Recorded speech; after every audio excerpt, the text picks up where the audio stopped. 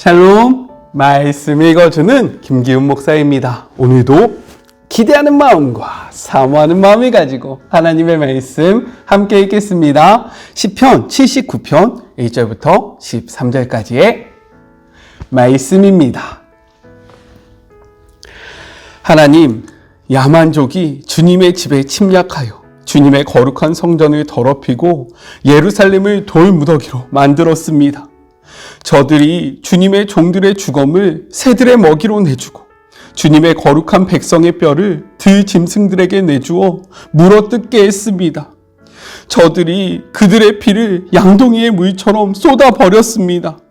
그들의 주검이 예루살렘 주위에 흩어져 썩고 있건만 묻어줄 사람 아무도 없습니다. 우리는 이웃 민족들에게 한낱 농담거리요 성벽에 휘갈겨 쓴 낙서가 되고 말았습니다. 하나님, 이런 상황을 언제까지 참아야 합니까? 우리를 영영 외면하시렵니까? 들끓는 주님의 진노는 영영 식지 않으십니까? 노를 쏟으시려거든 주님을 전혀 개의치 않는 이방인들에게, 주님과 경쟁하며 주님을 무시하는 나라들에 쏟으소서. 야곱을 파괴하고 그가 살던 집을 부수며 약탈한 저들에게 말입니다. 우리 조상들의 죄를 우리에게 돌리지 마소서. 어서 오셔서 우리를 도우소서. 우리는 옴싹달싹 할 수 없습니다. 주께서는 구원의 하나님으로 명성 높으시니 우리를 도우소서. 주님의 이름이 걸린 일입니다. 이 공경에서 우리를 끌어내시고 우리 죄를 용서해 주소서. 주님의 명성대로 행하여 주소서. 믿지 않는 자들이 너희 하나님은 어디 있느냐? 점심 드시러 가셨느냐? 하고 비웃지 못하게 하소서. 주님의 능력을 드러내셔서 하나님을 모르는 자들이 주님의 종들을 죽이고 무사히 넘어가지 못하게 하소서. 포로들의 신음소리를 들으시고 사형수 감방에 있는 이들을 죽음에서 구하소서. 주님은 능히 하실 수 있습니다. 우리를 비웃는 이웃들에게 그 소행대로 갚으시고 저들이 주께 안겨드린 모욕이 되돌아가 저들을 쓰러뜨리게 하소서. 주님의 백성, 주께서 아끼고 돌보시는 우리는 주께 거듭 감사하며 만나는 모든 사람들에게 알리겠습니다. 주님은 참으로 놀라운 분, 참으로 찬양받기에 합당한 분이심을. 이것은 하나님의 말씀입니다. 오늘부터 우리는 시편의 말씀을 함께 묵상합니다. 시편의 표제에는요, 일반적으로 저자, 저술 배경, 시기, 연주 방식 등이 제시되어 있어요. 그러나 오늘의 본문 시편 79편은요, 저자가 아삽이라는 사실 외에는 그 어떠한 정보도 우리에게 주고 있지 않습니다. 따라서 본 시의 저작 시기에 대해서는 다양한 견해가 존재해요. 그러나 1절부터 성전이 더럽혀진다라는 그러한 표현, 그리고 예루살렘이 폐허가 되었다라는 사실을 언급한 것으로 보아 바벨론의 제3차 침입으로 성전이 파괴되었던 BC 586년 직후에 지어진 것이 아닐까라는 생각을 해봅니다. 이러한 배경을 가지고 오늘의 본문을 세 부분으로 나눠서 함께 생각해 보도록 하겠습니다. 먼저 첫 번째, 1절부터 4절, 돌 무더기가 된 성전과 피로 문든 예루살렘으로 인한 호소의 내용이 담겨져 있어요. 1절부터 4절은요, 이스라엘 백성이 처한 안타까운 현실을 목격한 시인이 열방의 만행과 주의 종들의 수욕을 호소하고 있는 내용이 담겨져 있습니다. 우리 1절의 말씀을 같이 한번 읽어볼까요? 하나님이여, 이방 나라들이 주의 기업의 땅에 들어와서 주의 성전을 더럽히고 예루살렘이 돌 무더기가 되게 하였나이다 라고 이야기해요. 여기에서 주의 성전을 더럽히고 라는 표현을 통해서요, 본래 성전은 거룩한 곳입니다 라는 고백을 하고 있습니다. 그리고 예루살렘이 돌 무더기가 되었다라고 이야기하는데요, 보통 성경에서 예루살렘은 거룩한 곳이다 라는 표현과 함께 그리고 아름다운 곳으로 묘사되었습니다. 그러나 지금 시인은 1절을 통해서 지금 예루살렘이 파괴되었음을 나타내는데, 이는 하나님의 징계로 말미암은 그러한 사건임을 고백하고 있다는 거예요. 예레미야 선지자는요, 예루살렘 함락 이전에 하나님의 백성이 범죄함으로 인해서 예루살렘이 폐허가 될 것임을 예언하였습니다. 우리 말씀을 통해서 한번 확인해 볼까요? 예레미야 9장 11절의 말씀입니다. 내가 예루살렘을 무더기로 만들며 승냥이 굴이 되게 하겠고 유다의 성읍들을 황폐하게 하여 주민이 없게 하리라 라고 기록하고 있어요. 예언하고 있습니다. 이렇듯 시편 79편은요, 이 예언이 성취되었음을 지금 우리에게 보여주고 있다는 거예요. 시인은 2절과 3절을 통해서요, 시신이 나뒹구는 처참한 광경을 묘사하고 있습니다. 물론 지금도 마찬가지예요. 그러나 그 고대 근동에서 사람이 죽었을 때 장사를 지내는 것은요, 매우 중요했다라는 거예요. 시체가 장사되지 않고 그냥 방치된다는 것은 엄청난 수치였고요, 또한 저주였으며 불행으로 여겨졌습니다. 3절의 기록을 보면요, 피가 사방에 가득하였음을 이야기하는데, 이는 예루살렘 전체가 지금 전쟁으로 인해서 큰 환난을 당하고 있음을, 그리고 백성들이 처참한 고통을 당하고 있으며 죽은 자들로 넘쳐남을 이야기하고 있다는 거예요. 이러한 상황 속의 시인은요, 지금 1절을 어떻게 시작합니까? 하나님의 이름을 부르면서 시작하고 있다는 거예요. 이는 지금 자신이 당면한 이러한 현실적인 문제는 인간적으로 도저히 해결할 수 없으며 오직 하나님의 개인만으로 해결될 수 있다는 그러한 신앙적인 고백이 담겨져 있는 것입니다. 특별히 하나님의 이름에는요, 여러 가지 신명들이 있습니다. 그 많은 이름 중에서 지금 시인은 어떠한 이름을 부르고 있느냐? 천지를 창조하신 전능하신 하나님의 이름을 강조하는, 그러한 하나님을 강조하고 있는 엘로힘의 하나님을 부르고 있다는 거예요.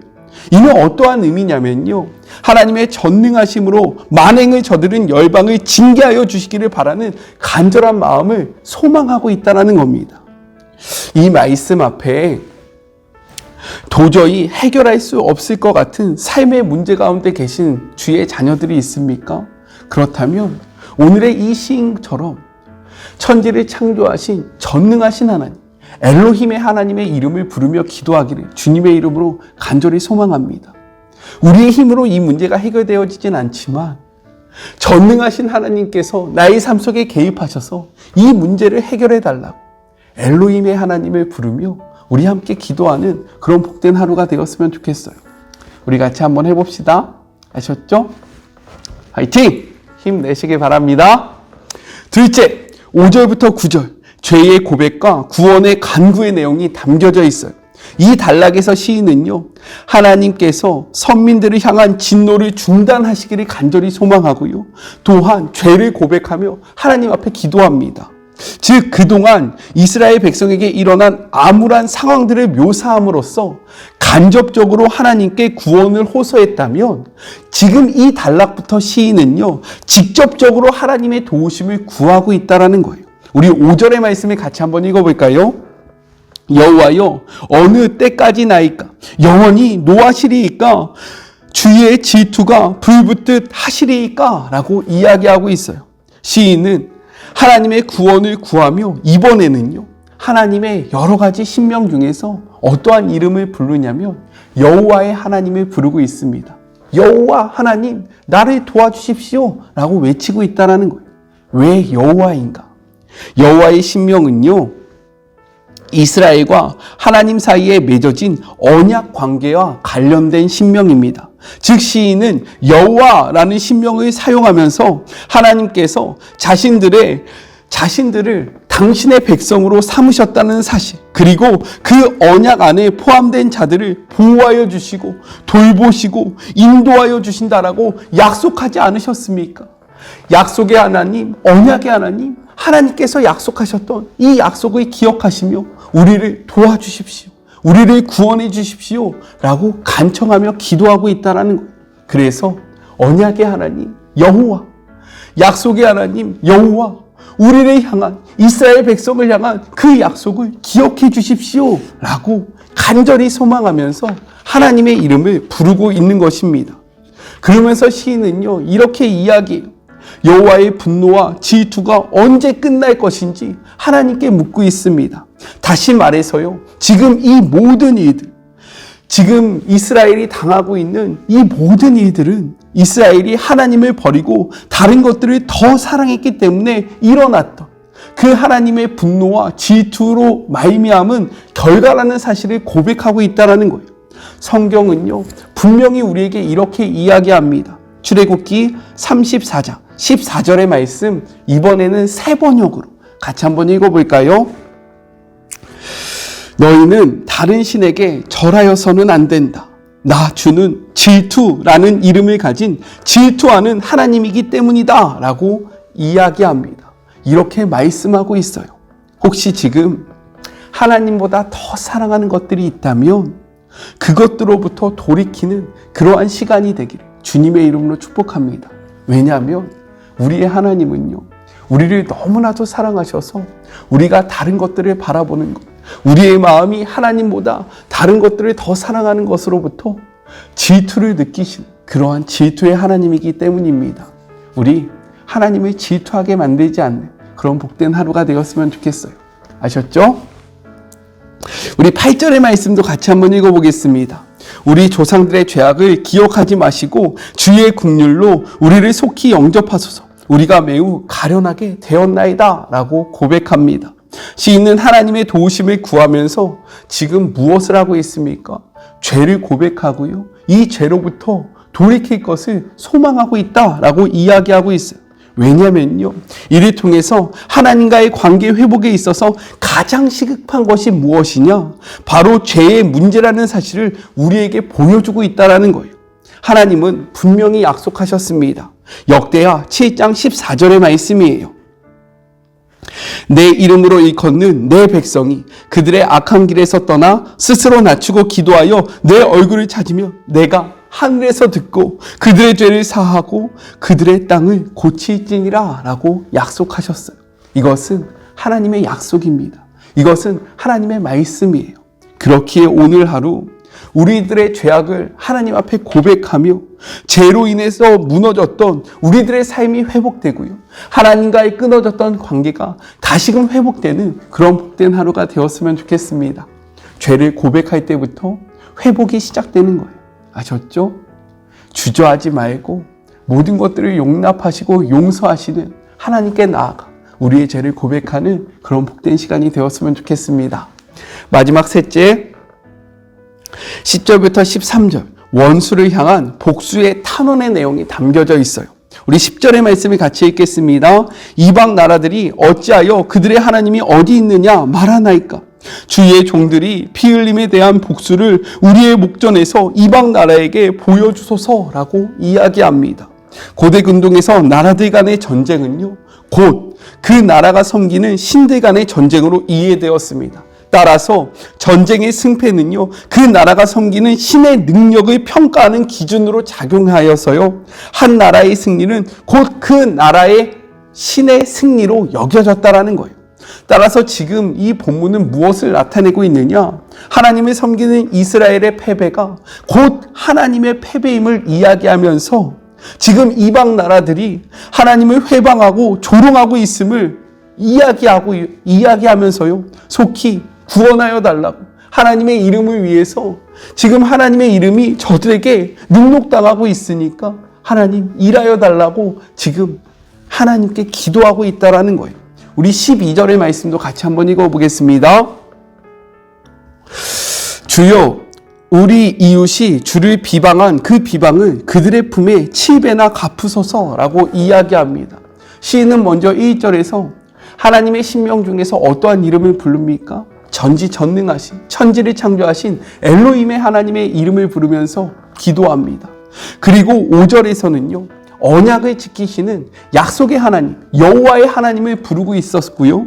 그리고 지금 12절에서는요, 아도나이의 하나님을 부르고 있다는 거예요. 아도나이는요, 나의 주님이라는 그러한 뜻, 나의 주인이라는 의미를 담고 있습니다. 고대 근동의 그러한 상황 속에서 주인은요, 종들을 보호하고 지켜야 하는 의무가 있었습니다. 따라서 시인은 이러한 개념 속에서 하나님을 아도나이, 나의 주인이라고 부르면서 나는 당신의 종이니 지금 고통받고 고난 중에 있는 나를 지켜주시고 보호하여 달라고 하나님 앞에 기도하고 있는 거예요. 7배나 갚아달라는 것은 완전 수입니다. 완벽하게 갚아달라, 완전히 씻어달라라는 그러한 고백을 하고 있는 것입니다. 오늘의 이 79편의 말씀을 통해서 오늘 하루 전능하신 엘로힘의 하나님, 그리고 언약을 지키시는 여호와의 하나님, 당신의 종들을 보호하시고 지키시는 아도나이의 하나님을 바라보고 그 하나님 앞에 간구함으로 그 하나님들을 경험하는 그러한 복된 시간이 되기를 주님의 이름으로 축복합니다. 우리 같이 기도할까요? 하나님, 지금 예루살렘이 이렇게 황폐하게 된 이유는요, 우리가 하나님과의 약속을 지키지 않았기 때문입니다.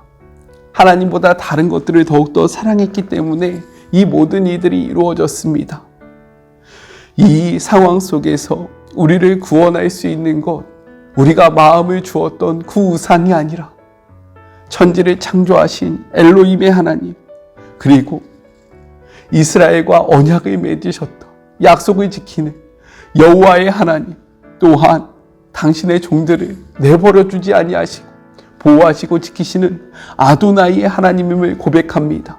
주님, 당신의 그 거룩한 성호를 나의 삶 속에서 오늘 이 시간 이루어 주시기를 간절히 소망하오니 함께하여 주시고 붙잡아 주시고 보호하여 주시고 위로하여 주시옵소서.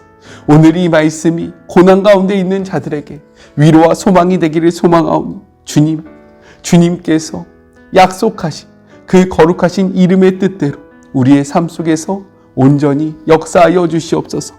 함께 하실 주님을 기대하며 거룩하신 예수님의 이름으로 기도드립니다. 아멘.